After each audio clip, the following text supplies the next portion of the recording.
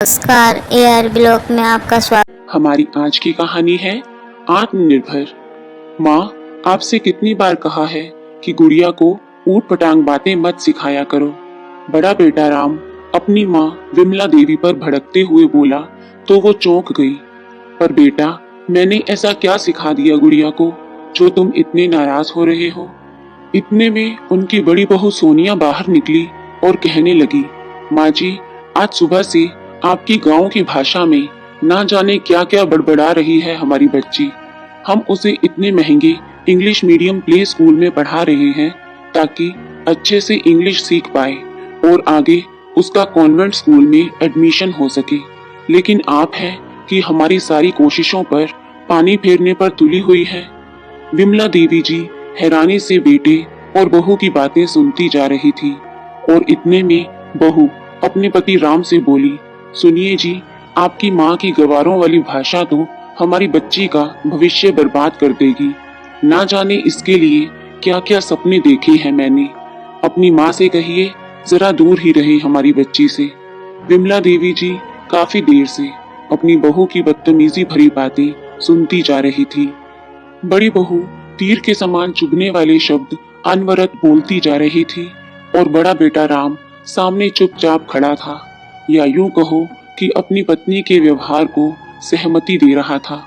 6 महीने पहले ही पति के देहांत का गम झेल चुकी विमला जी आए दिन अपनी बहुओं के तानों का शिकार बनी रहती हैं। विमला जी के 2 बेटे और बहुएं हैं।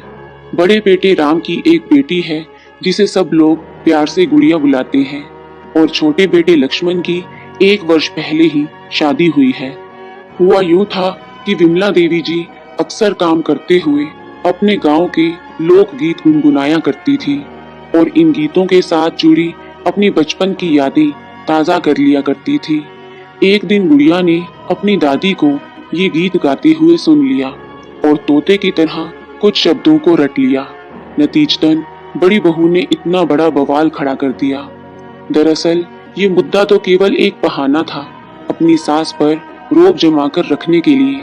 बहू जानती थी कि उसकी सास बिल्कुल सीधी साधी है, इसलिए उन्हें दबा कर रखने के लिए वो आए दिन कोई ना कोई मुद्दा उठाकर कलह शुरू कर देती थी। और राम को हमेशा अपनी पत्नी की बातें ही सही लगती थी। अब तो अपनी जेठानी की देखा देखी छोटी बहू भी अपनी सास की बिल्कुल इज्जत नहीं करती थी। लेकिन पति की मृत्यु के बाद विमला जी अपने होंठ सी कर रहना ही उचित समझती थी। वैसे ये पहली बार नहीं था जब विमला जी को कम पढ़ा लिखा होने के कारण बातें सुनने को मिली हो। कारण ये था कि विमला गांव के सरकारी स्कूल में पढ़ी थी, जहां अंग्रेजी विषय पर कुछ खास ध्यान नहीं दिया जाता था। ऊपर से गांव में रहने के कारण उसकी भाषा पर ग्रामीण शब्दों का प्रभाव था। शादी के बाद कुछ वर्षों तक उन्हें अपनी नंदों से देहाती और गवार होने के ताने मिलते रहते थे। लेकिन जब पढ़े लिखे और नौकरी पेशा माँ बाप की बेटी सोनिया विमला जी की बहू बनकर घर में आई, उसके बाद से ऐसे ताने देने का मोर्चा बहू ने संभाल लिया। इतने सालों से लगातार अपमानजनक शब्द सुनते सुनते विमला जी का आत्मविश्वास बहुत कम हो गया था। अब उन्हें किसी से बात करने में भी झिझक होती थी। कभी कभी वो खुद से ही पूछ बैठती थी, क्या मैं सचमुच पढ़ी लिखी नहीं हूँ? क्या मैं अनपढ़ हूँ?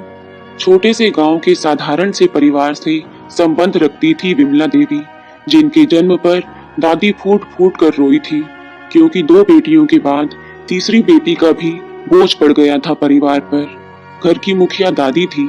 पिताजी दादी की हर बात मानते थे, तो माँ का जीवन भी दादी के इशारों पर ही चलता था। माँ को तो कुछ कहने का अधिकार कभी था ही नहीं। माँ पिताजी को वही करना होता था जो दादी कहती थी। सो तीनों बहनों का जीवन भी दादी के ही इशारों पर चलने लगा। पढ़ लिख कर अपने पैरों पर खड़े होना विमला का बचपन से ही सपना था। लेकिन गांव के सरकारी स्कूल से 10वीं पास करते ही दादी का फरमान आ गया कि पढ़ाई लिखाई बंद करके अब घर के काम करो। लेकिन मैं पढ़ना चाहती हूँ बाबूजी, कुछ करके दिखाना चाहती हूँ, विमला ने कहा। तो रोब भरे स्वर में दादी बोली, थोड़ा सा पढ़ लिख गई हो तो सिर पर बैठ गई हो, और ज्यादा पढ़ गई तब तो कैंची की तरह जबान लड़ाओगी। जाने क्या क्या देखना पड़ जाएगा हमें। अब घर बैठकर सिलाई कढ़ाई सीखो। विमला के तमाम विरोध के बावजूद पिताजी ने वही किया जो दादी ने कहा। विमला ने पढ़ लिख कर आत्मनिर्भर बनने की बात की तो इस बात को ये कहकर रफा दफा कर दिया गया कि अब अपने घर में ही पढ़ना लिखना और आत्मनिर्भर बनना। विमला अवाक रह गई थी ये सोचकर कि ये किसका घर है जहां मैंने जन्म लिया, जहां मैं अब रह रही हूँ। लेकिन पढ़ाई लिखाई की जिद थी विमला में, तो अपनी सहेलियों से ही किताबें मांग कर ले आती और छुप छुप कर पढ़ाई कर लेती। भले ही 12वीं पास ना कर सकी, लेकिन 12वीं तक का ज्ञान उसने हासिल कर लिया था। महज 18 साल की उम्र में ही उसका विवाह बड़े शहर की एक परिवार की 30 साल के लड़के से कर दिया गया। विमला के सारे ख्वाब टूट चुके थे। जब ससुराल आई तो पाया कि पढ़ी लिखी जेठानी और स्नातक पास ननदे उसे अपने से कमतर समझती थी। जब भी वो कुछ बोलती तो उसे सुनने को मिलता, ये कैसी देहाती भाषा में बात करती हो। जेठानी को सहेलियों से अंग्रेजी में बातें करते देखा तो फिर से पढ़ाई की इच्छा जागी और पति से 12वीं की परीक्षा दिलवाने के लिए कहा। पतिदेव ने फॉर्म भरवा दिया और 12वीं की परीक्षा भी दिलवा दी। 12वीं में पास होने के बाद मन खुश हो गया कि आगे पढ़ने का मौका मिलेगा तो शायद अब ख्वाब पूरे हो जाएंगे। लेकिन फॉर्म भरने का समय आया तो पता चला कि वो माँ बनने वाली है। सासू माँ ने साफ साफ निर्देश दे दिया कि अब घर बैठकर गृहस्थी संभालो, पढ़ने लिखने का समय अब निकल चुका है।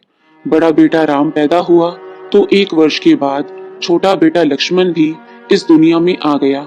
तो पतिदेव ने बड़े प्यार से समझाया कि बच्चे बड़े हो जाएं, फिर तुम्हारे पास समय ही समय होगा, तुम अपने सारे ख्वाब पूरे कर लेना। विमला ने खुशी खुशी अपने परिवार की जिम्मेदारियां निभाई। पति का प्रमोशन और बच्चों की सफलता में उसका सबसे बड़ा हाथ था। सबको तरक्की के आसमान पर ले जाने वाली सीढ़ी बनी थी विमला।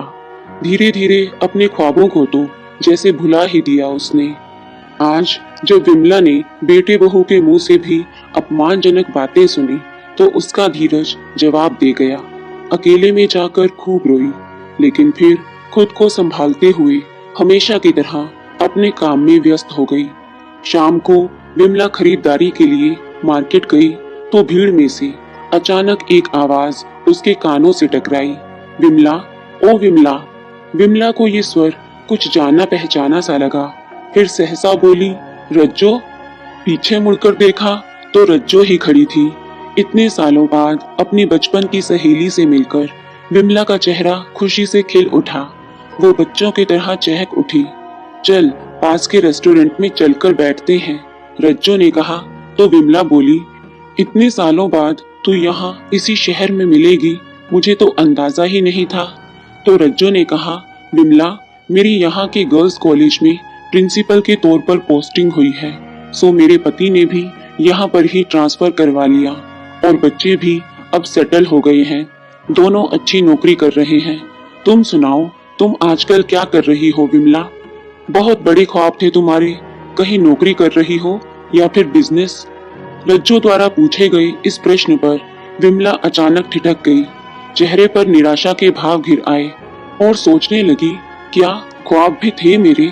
फिर याद आया, हाँ, ख्वाब तो बड़े बड़े थे मेरी इन आंखों में। सोचते सोचते आंखें आंसुओं से भर आई और रूंधे गले से बोली, ख्वाब पूरे करने वाले पति ही अब ना रहे रज्जो। 6 महीने पहले ही मुझे अकेला छोड़कर इस दुनिया को अलविदा कह गए। ये बात सुनकर रज्जो को झटका लगा। विमला की आंखों से आंसू पोंछते हुए रज्जो उसके गले लग पड़ी। कुछ देर बाद रज्जो ने पूछा, तो आत्मनिर्भर बनने के बारे में सोचा क्यों नहीं तुमने?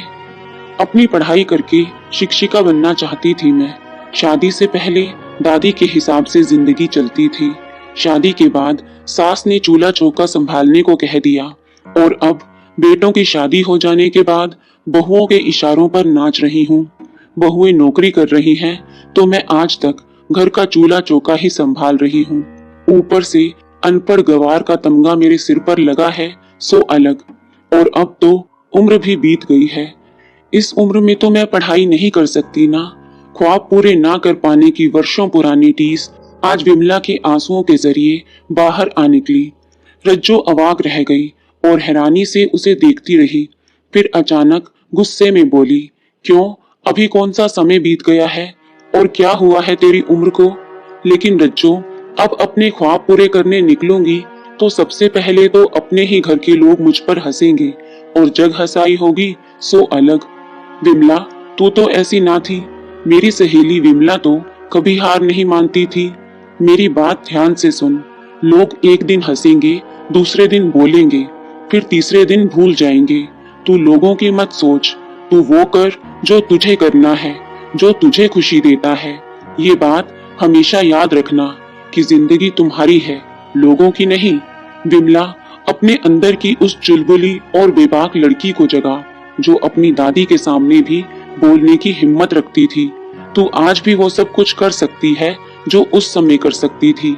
हो सकता है पहली बार में सफलता ना मिले, लेकिन तुम हिम्मत रखकर डटी रहना, हार कभी मत मानना, सफलता तुम्हारे कदम चूमेगी। रज्जो ने विमला को अपना विजिटिंग कार्ड दिया और बोली, जब भी तुम्हें अपनी पढ़ाई शुरू करनी हो तो मुझसे आकर मिल लेना।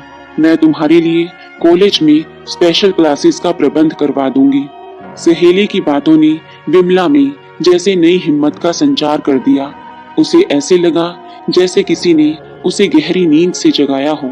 जैसे जैसे वो घर की ओर बढ़ती जा रही थी, उसके दिल में अपने वजूद की पहचान बनाने के लिए तड़प भी बढ़ती जा रही थी। यही समय है अपने ख्वाबों को पंख लगाने का। सोचते हुए विमला ने घर का प्रवेश द्वार खोला। सामने देखा, दोनों बेटे राम और लक्ष्मण घर पहुंच चुके थे और बहुएं रसोई घर में खाना पका रही थी। शॉपिंग बैग को एक तरफ रखते हुए विमला ने उसी समय बात करने की ठानी और आकर सबके पास बैठ गई। दोनों बहुएं भी बाहर आ गई। अच्छा हुआ तुम सब यहीं बैठे हो, मुझे तुम लोगों से कुछ बात करनी है, विमला ने कहा। दोनों बेटे विमला जी की बात सुनकर कुछ हैरान से हुए और बोले, क्या हुआ माँ, क्या बात करनी है? बहुत वर्षों से कुछ ख्वाब थे मेरे, जिन्हें मैं पूरा करना चाहती थी। मुझे लगता है अब वक्त आ गया है, विमला जी बोली। तो राम ने कहा, माँ साफ साफ बताओ क्या कहना चाहती हो? मैंने तय कर लिया है, मैं आगे पढ़ना चाहती हूँ। विमला ने अपनी बात रखी तो सब हैरान हो गए। मंदिर और सत्संग के अलावा ये कौन सा नया शौक पाल लिया आपने सासू माँ?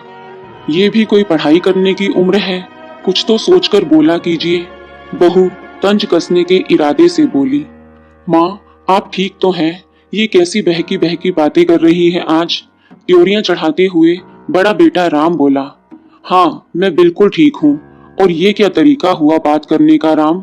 आखिर मेरे भी कुछ सपने थे, कुछ अरमान थे मेरे दिल में, और यदि अब मैं उन्हें पूरा करना चाहती हूँ तो इसमें गलत ही क्या है? इसमें सही भी क्या है माँ? लक्ष्मण की आवाज आई।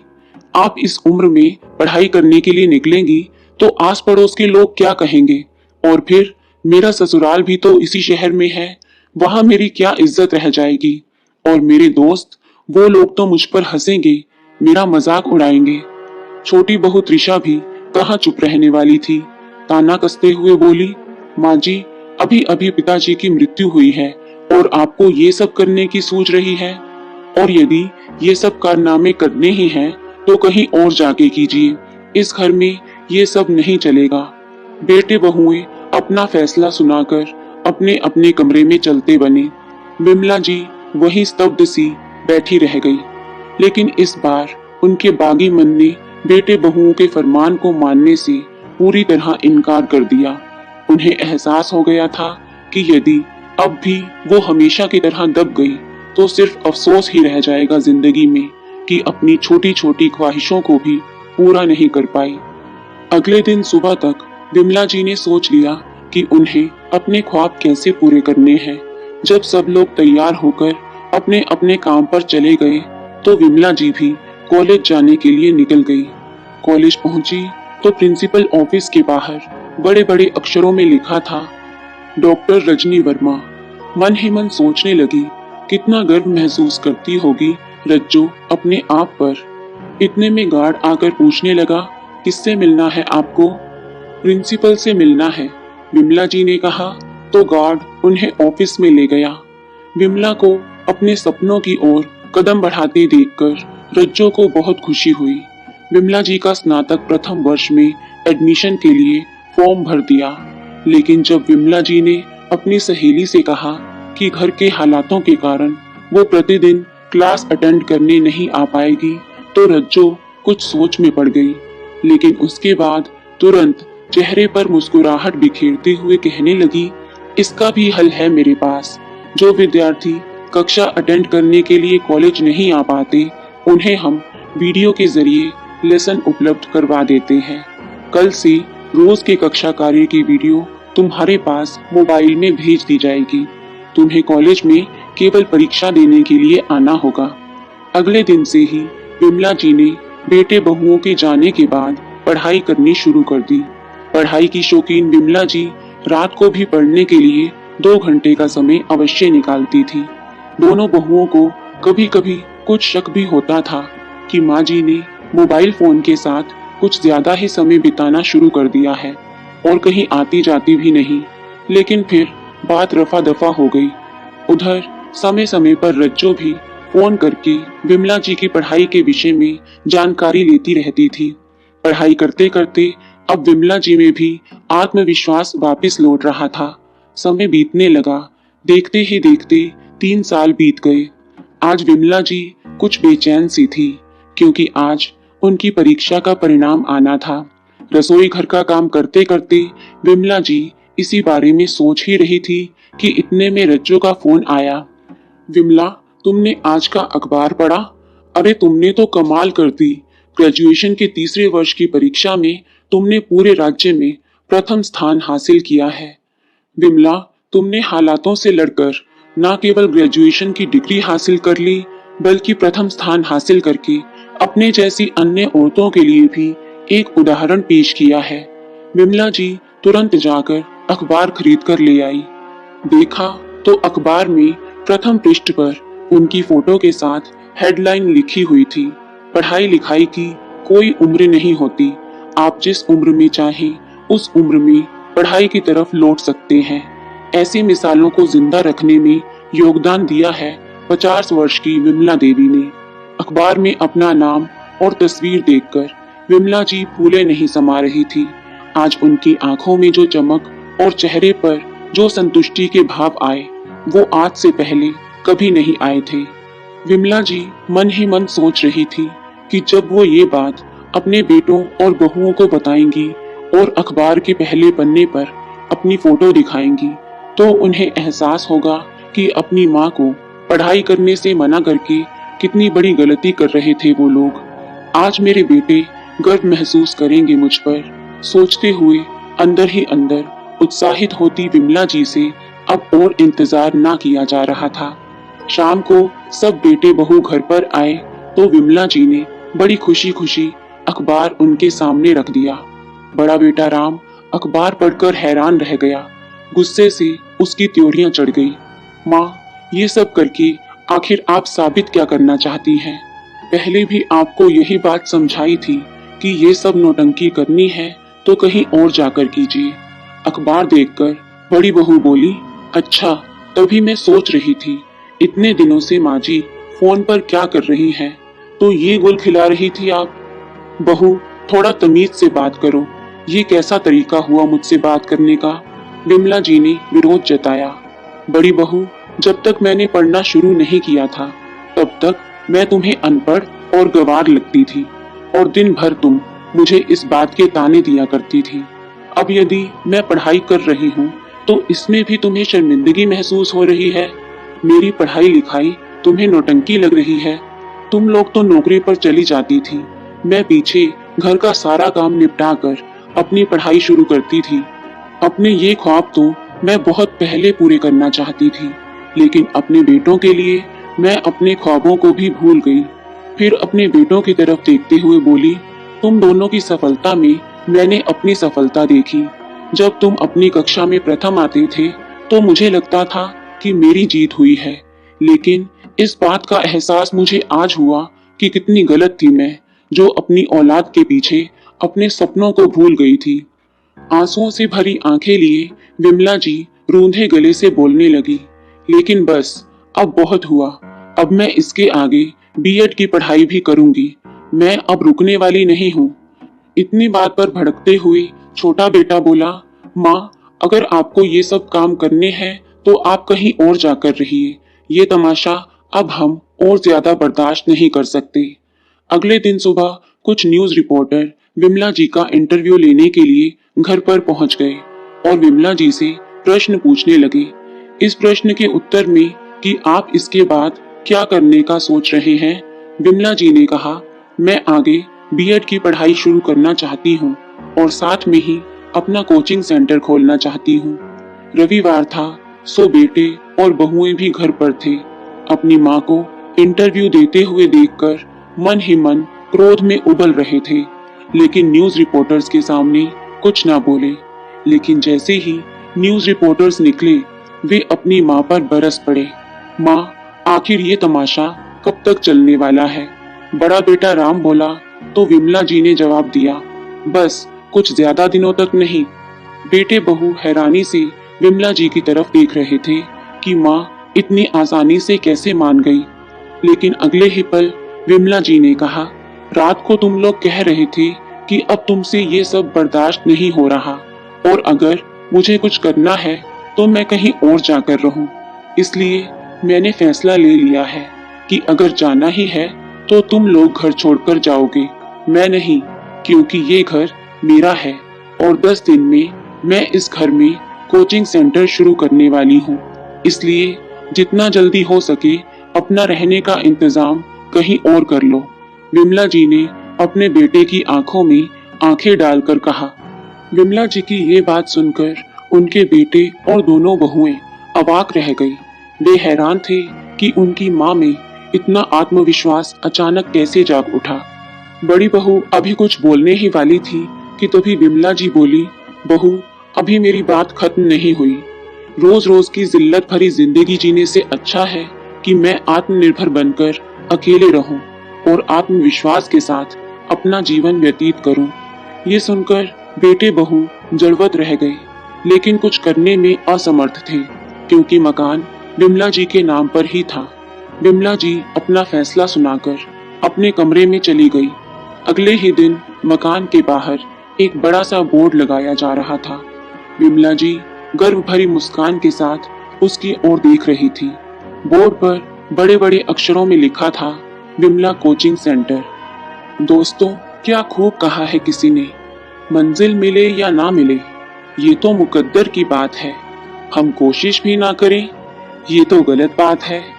जिंदगी में कठिनाइयां मिलेंगी, ये तो आम बात है। कठिनाइयों को पार करके उभरना ही खास बात है।